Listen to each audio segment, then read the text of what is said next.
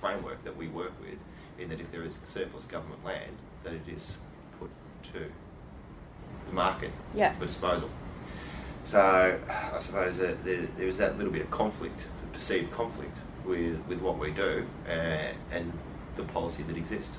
So it's probably quite variable, I guess, depending on the politics of the day. But you mentioned that there's a framework you're working within there. Would you say you're more guided by that framework or the politics of the day when you're making those decisions? It is the framework. Yeah. So the government land transaction guidelines dictate that we are selling government land. Okay. Or surplus government land, I should say. Yeah. So that's what we work within. But in terms of what I have to do, we probably go over, I would say we would go over and above what would be necessary to disclose as part of a typical government sale of land. And why is that? I think it's a perception issue.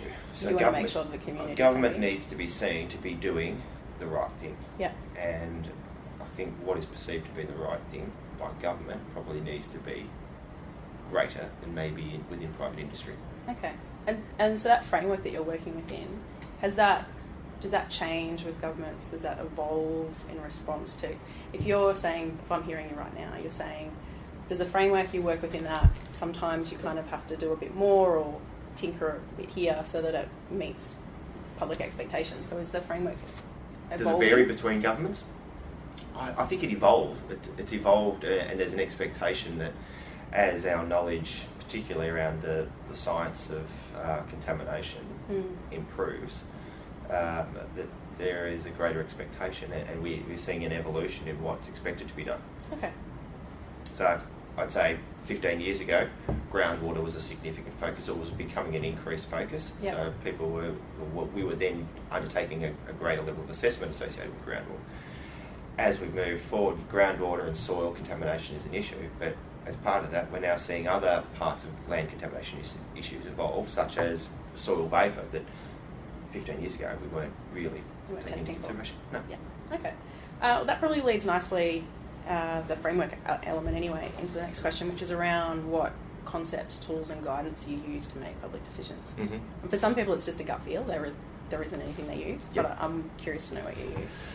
Yeah, so this is again another thing that's evolved, and I suppose it goes back to when my position here was created, that there was no framework. And there was no position. So yep. This position has evolved and developed as I've grown with it. So we've had to... Initially, it came down to a gut feel. Yep. So what needs to be done, and then it's now got to a point where it's like, we actually need to come up with a basis for what we do and when we do it. Yeah. So, from a government land perspective, managing contamination, I've developed a contaminated land management site assessment tool. Yeah. Which is it's pretty much it's a policy document that my group now uses to determine the level of assessment that needs to be undertaken for each site. Yep. And at what point we determine whether a site is suitable for sale or we need to go back and do some further work. Yeah. So it really is... Is that the tool you came up with about 4 years ago? Yeah. Yeah.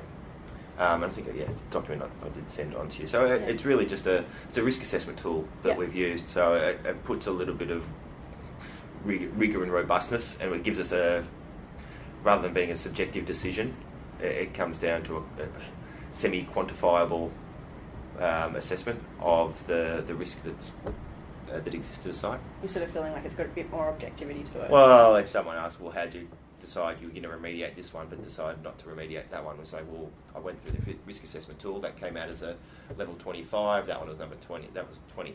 Yep. And once it's determined to be a high risk, then we decide that's where we do remediation. Presumably, because you helped design the tool, or came up with the tool, you find it works pretty well. Have you found that May has had any feedback on it? She finds it... I guess I'm trying to understand what frameworks help people and what... I don't think so. It's based on an EPA guidance document. Yeah. So there's some foundations there that we're relying upon for development of that